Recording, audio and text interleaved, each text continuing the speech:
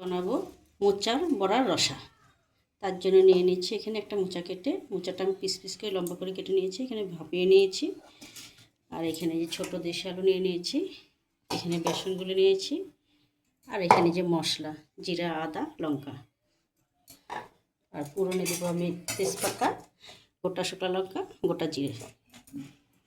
এখন আমি কড়াইয়ে তেল দিয়েছি, তেলটা গরম হয়ে গেছে, এখন আমি বড়াগুলো ছেড়ে দেবো একটা একটা করে।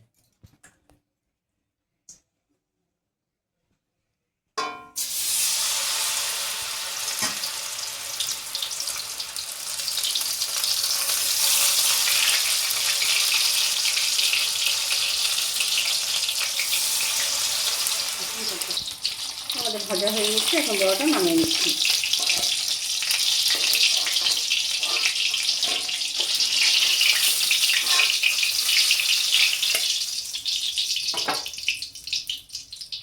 গ্রেভিটা বানিয়ে নেব, তার জন্য দিয়ে দিচ্ছি দুটো শুকনো লঙ্কা, দিচ্ছি গোটা জিরে, দুটো তেজপাতা,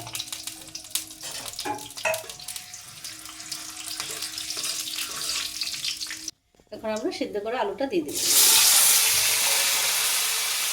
দিয়ে দিচ্ছি লবণ। এখন আলুটা একটু ভাজা ভাজা করে পরে মশলাটা দেবো।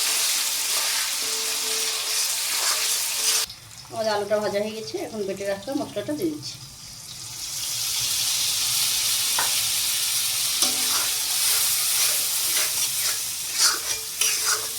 মশলাটা অল্প কষিয়ে নেব। আমাদের এখন মশলাটা কষানো হয়ে গেছে, এখন পরিমাণ মতো জল দিয়ে দিচ্ছি।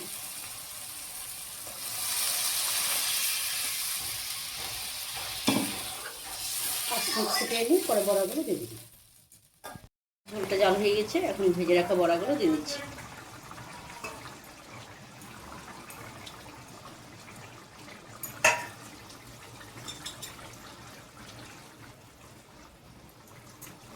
আমরা এখন একটু স্বাদ মতো গরম মশলা আর একটু ঘি দিয়ে দিচ্ছি।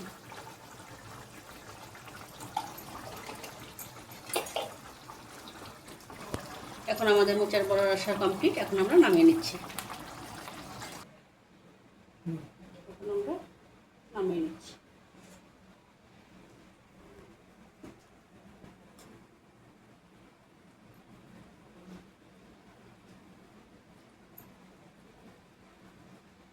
আমাদের মোচার বড়া রসা রেডি হয়ে গেছে।